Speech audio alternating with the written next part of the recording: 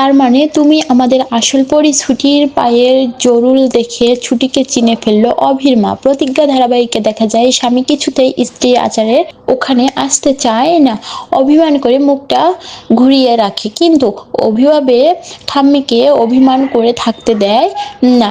অভি ঠাম্মির ঘরে যায়। ঠাম্মি যখন অভি আর পরীর ছবি হাতে নিয়ে চোখের জল ফেলতে থাকে, অভি তখন ঠাম্মিকে গিয়ে বুঝিয়ে টুঝিয়ে নিচে নিয়ে আসে। ঠাম্মি রাগ করে থাকে ঠিকই, কিন্তু স্ত্রীর আচার দেখার জন্য ঠিকই এসে বসে। অভিকে বসানো হয় এবং স্ত্রী একটা সময় যখন টোপরের টুকরোর স্ত্রীর আচারটা করা হয়, কোন টুকরো কার পেছনে ঘুরছে সেটা দেখার জন্য তখন ঠাম্মি ঠিকই আর চোখের ওই জলের মধ্যে তাকিয়ে থাকে।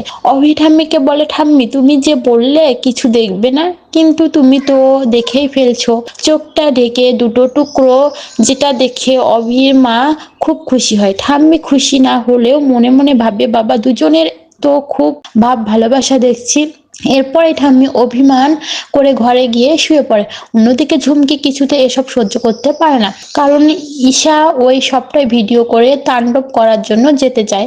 তখনই ঝুমকির কাকি অর্থাৎ জ্যোতির্ময়ের বউ ঝুমকিকে আটকিয়ে দেয় এবং ঝুমকিকে নিয়ে শুয়ে পড়ে। ঝুমকি ভাবতে থাকে, ছুটি আজকের জন্য বেঁচে গেলেই ঠিকই, কিন্তু কাল তোর মজা আমি দেখাবো। অন্যদিকে ছুটি ঘরে গিয়ে ভাবতে থাকে, আমি কথা বলিনি, অথচ আমি প্রতি মুহূর্তেই বাড়ির মানুষগুলোকে ঠকিয়ে যাচ্ছে। আচ্ছা, ওরা যখন আমাকে নিয়ে খারাপ বলছিল তখন আমার কষ্ট হচ্ছিল, মেনে নিচ্ছিল না, তখন আমার খারাপ লাগছিল কেন? আবার যখন আমাকে আপন করে নিচ্ছিল তখন আমার খুব ভালো লাগছিল কেন? বাবাকে ছাড়াতেই চাই জেল থেকে, আর কিছু নয়। সেটা কি আমি পারবো না?